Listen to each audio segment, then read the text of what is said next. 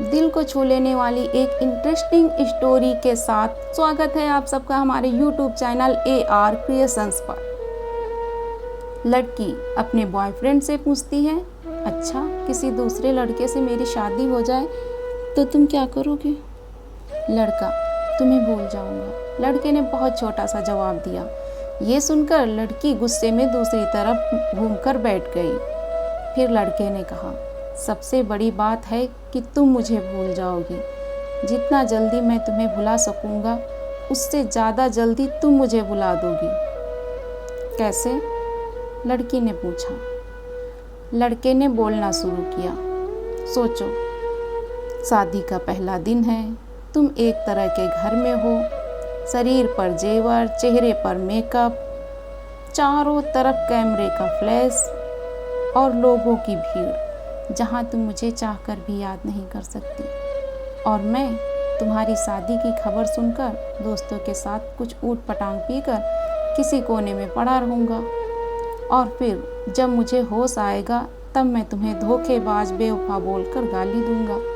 फिर जब तुम्हारी याद आएगी तो दोस्तों के कंधे पर सर रखकर रो लूँगा। शादी के बाद तुम्हारा बिजी टाइम शुरू।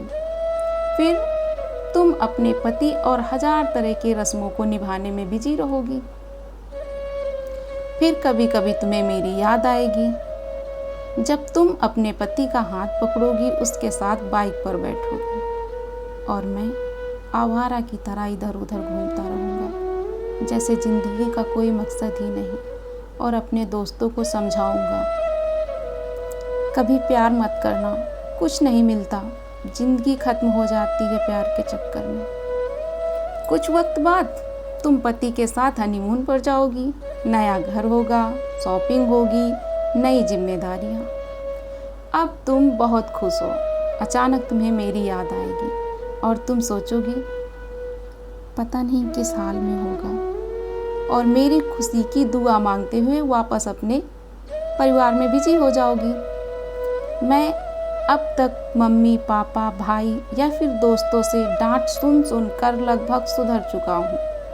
सोच लिया है अब कोई काम करना है, एक अच्छी सी लड़की देखकर शादी करके तुम्हें भी दिखा देना है और सबको यही बोलूँगा कि भुला दिया मैंने तुम्हें। लेकिन तब भी मैं तुम्हारे मैसेज को आधी रात में निकाल कर पढ़ूंगा और सोचूंगा शायद मेरे प्यार में ही कमी थी जो तुम्हें ना पा सका।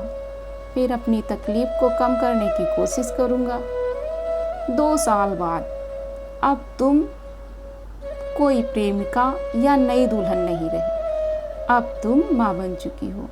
पुराने आशिक की याद, पति के प्यार को छोड़कर तुम अपने बच्चों के लिए सोचोगी।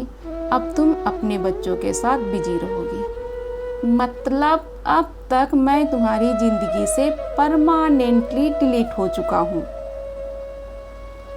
इधर मुझे भी एक अच्छा काम मिल गया है, शादी की बात चल रही है और लड़की भी पसंद हो गई है।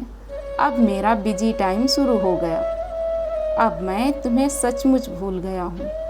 अगर किसी जोड़ी को देखता हूँ तो तुम्हारी याद आती है, लेकिन अब तकलीफ नहीं होती।